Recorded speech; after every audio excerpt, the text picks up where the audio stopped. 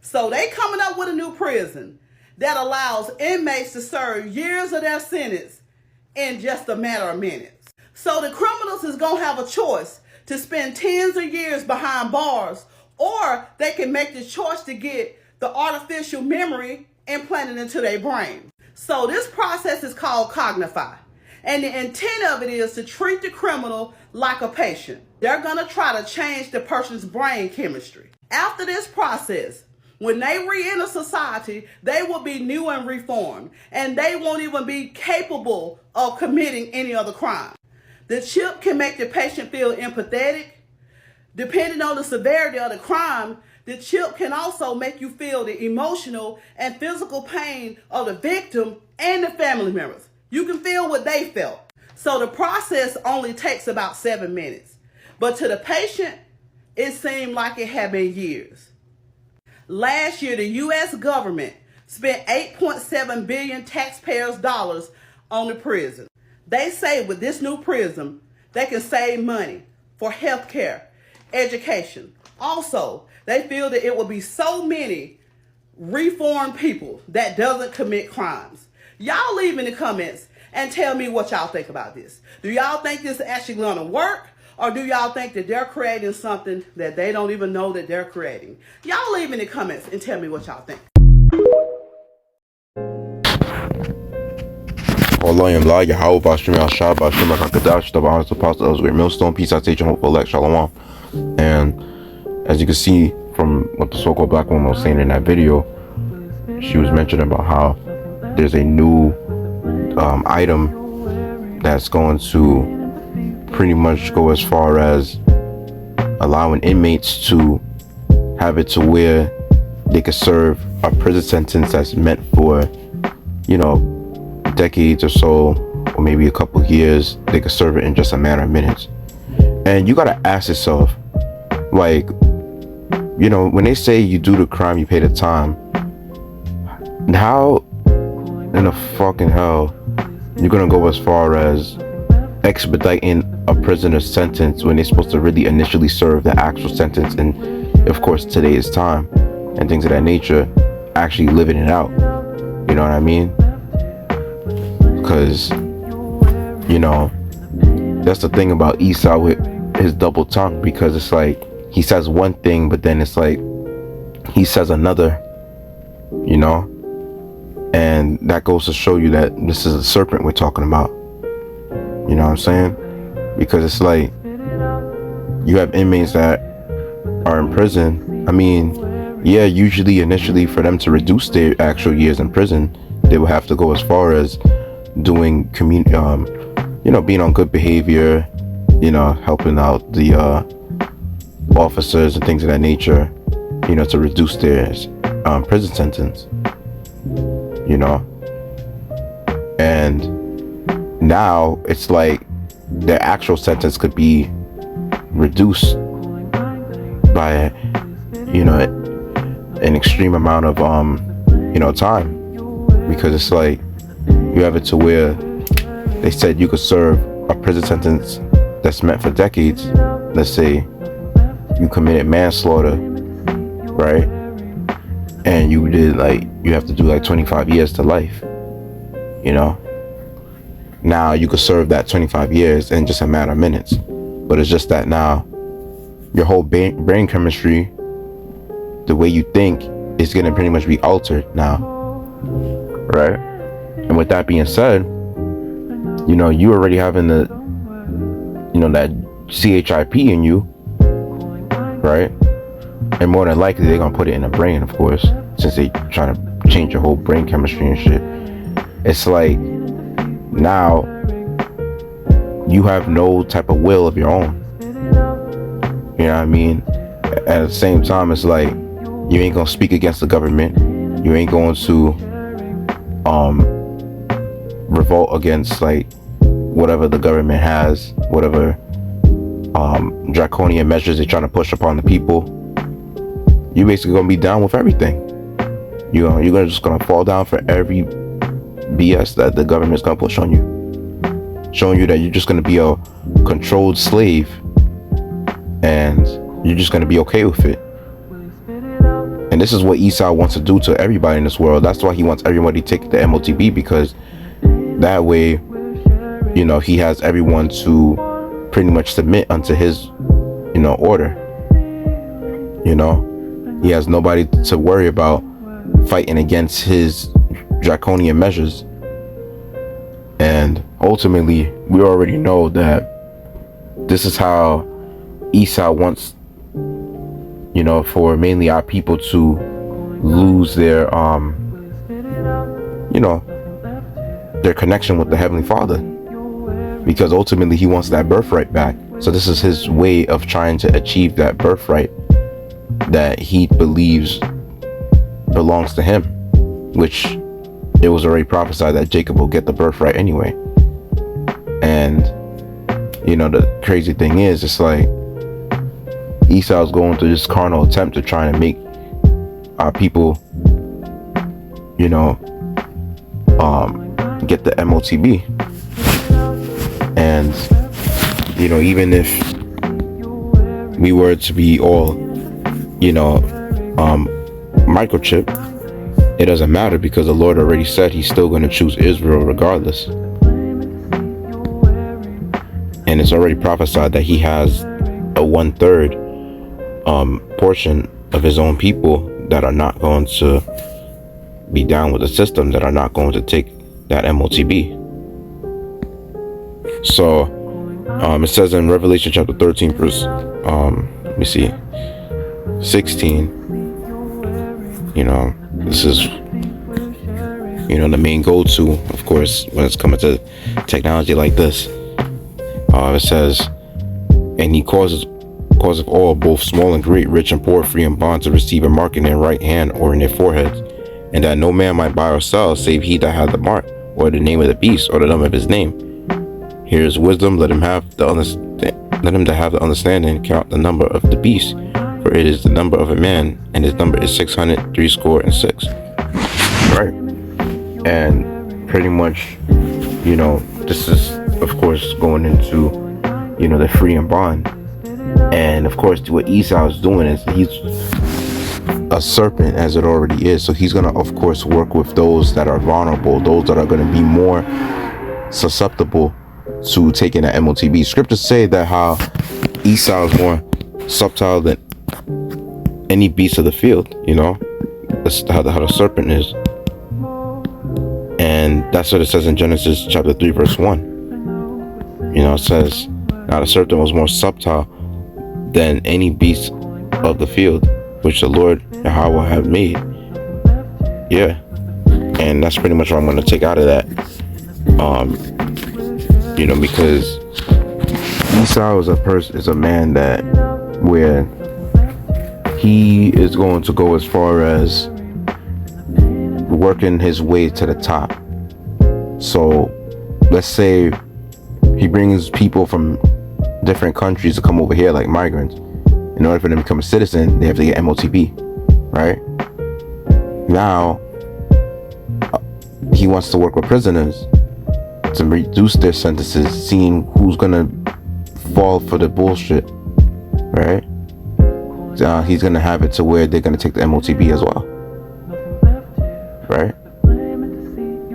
Just to reduce their sentence, because you know, being in the prison, who really wants to go through the harsh conditions, and you know, you have to deal with COs pretty much setting you up, because yeah, it's another world out there in prison.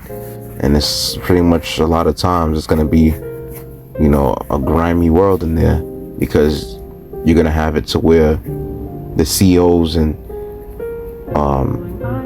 they put the inmates against each other.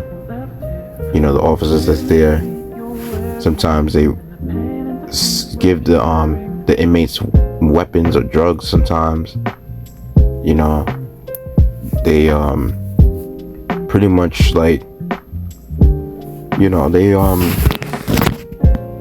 a whole type of drama going on in there, and you pretty much have your freedom, you know, taken away from you. Then it's like you got to shower probably with a bunch of people around you that are naked as well, you know. But every county, of course, has their different rules and things of that nature. And you gotta wake up all types of time throughout the night to do slave labor, you know. And at the same time, it's like you're making a few cents an hour. You see? And who will really want to like go through that? You know, nobody's gonna really want to have to deal with that nonsense. And then at the same time, you may have it to where you have a roommate with you, and then of course she, you know, has to use a toilet that's in the same room that you're in, and it has to take a number 2. Yeah. And nobody's gonna want to keep continuously go through that nonsense. So of course they're gonna go as far as taking this form of the MOTB and selling out, just so that they can reduce their sentence. And yeah, while they physically are free, they practically are given, let's say, a false sense of freedom, because now you have it to where they took that form of the MOTB, their thoughts are going to be tampered with, right?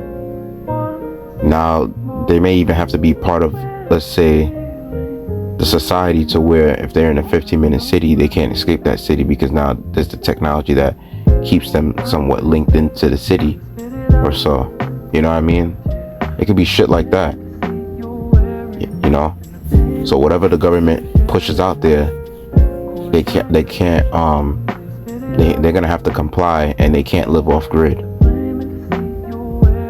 That's what Esau wants. He doesn't want people to be thinkers. You know, he don't want people to have a mind of their own. He wants to be owning everything that you have, you know, where you're always going to be under his yoke. You know, you want to have it to where he wants to own your soul. This man wants to tax everything that you own, and he also wants to pretty much tax you for being a living human being at that. So it really goes to show you that this is a devil, you know, Esau. And of course, after he works with the most vulnerable people, and he has a certain amount of people that now have the MOTB, he's going to find it to where he makes them feel like they're exclusive above people who don't have it. So they get the perks and benefits and all that shit. And, you know, with that being said, after he makes them feel exclusive, what he's going to do is, now he's going to, you know, have it to where when he has a certain amount of people who have the MOTB, you know, he's starting to gain more numbers. He's going to just push it out there where now it's mandatory that you have to get it. You know, of course, he's going to gradually work his way up to that. And with that being said, like, you know, he's just going to, of course, take it from there.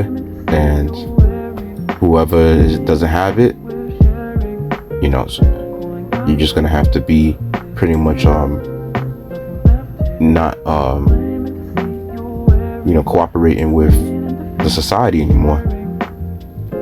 And some people, they're not going to be able to handle that, because you realistically have to have the Lord with you in order for you to survive living off grid, in a sense. You know, because a lot of people, let's say, that live in the cities, they're not used to that lifestyle of knowing how to live off grid, because everything is catered to you in the city. You know, you got restaurants, you got hospitals, you have all these institutions out there that you could always run to if anything goes wrong. But people that live out in the towns, that live, like, you know, in areas that's pretty far from city life, they will usually have like a better chance of survival, in a sense. But yeah,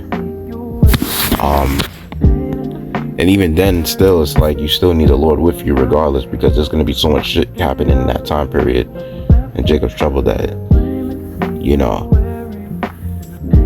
even the people that would be considered like doomsday preppers, physically prepared, they still gonna pretty much, you know, find themselves in situations where they may even pretty much get double crossed by people that they took in and shit like that. So, and this is Sirach or Ecclesiastes chapter 12 verse 10. It says, never trust thine enemy, for like as iron rusteth, so is his wickedness. Though he humble himself and go crouching, yet take good heed and beware of him. And thou shalt be unto him as if thou hast wiped a looking glass, and thou shalt know that his rust hath not been altogether wiped away. Set him not by thee, lest when he have overthrown thee, he stand up in thy place. Neither let him sit at thy right hand, lest he seek to take thy seat. And thou at the last remember my words, and be pricked therewith. You know, with that being said, you know, Esau can never be trusted. You know, no matter what this devil does, whatever he tries to promote to the people, it's never going to be really good for you, because it's just going to be for you to trust him. But then ultimately he's going to show, of course, that he's still your enemy no matter what. Then you also have Revelation 12 and 12, where it mentions about how the devil is going to come down with great wrath, knowing that he had but a short time. So this is why he's trying to push this shit in society, because he knows that his time is limited now. He knows the Lord is on his way, and he knows that majority of our people, they're waking up to who they are. So he doesn't have much time on his hands, and this is his 2030 agenda, by the way. You know, so he's trying to speed things up. Sometimes they might talk like, oh, by 2040, by 2050, we're gonna have XYZ. And I don't really see this, you know, this world, you know, living up to that age, of course, with the way shit is moving. So Esau is really trying to, you know, speed things up. And of course, with that being said, him speeding things up is like he's gonna move sloppy, you know. So he's not gonna forever, you know, have his kingdom, which he thinks that's, you know, what he's trying to do. But he believes by doing these things, of course, that he's gonna offset prophecy. But he doesn't understand that the more you move on the left hand side, the Lord is eventually gonna make his moves on the right hand side to counter that, because it's a balance. You know what I mean? It's like when you're lifting weights, you know, you lifting weights with a barbell. Like you, like let's say you bench pressing, you're not gonna really just lift one side. You're gonna pretty much lift it with both, you know, strength, you know, from both your arms. Or better yet, let's say we use the dumbbells, because you may find it to where you might do that exercise where you push one dumbbell up at a time and you push the other one up, or you pull one up and you pull the other. Like, yeah, eventually the other arm that you use to, you know, let's say while the one arm remains stationary while you pull with the other arm using a dumbbell, you're going to eventually, you know, pull the other arm so that it could equal, you know, like both arms are being worked out. And that's how the Lord is going to move. And of course, we all know the Lord has control of both sides.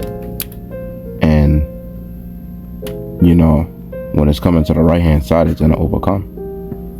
So whatever Esau got planned, you know, just hope he knows that the spirit of the Lord is going to throw a monkey wrench in those plans, as it tells you, you know, in Job. Because Job, the 20th chapter, mentions about how, you know, when this devil Esau is going to fill his belly, you know, the Most High is going to cast the fierceness of his wrath upon him. You know, he's going to strike you with that glittering sword. You know?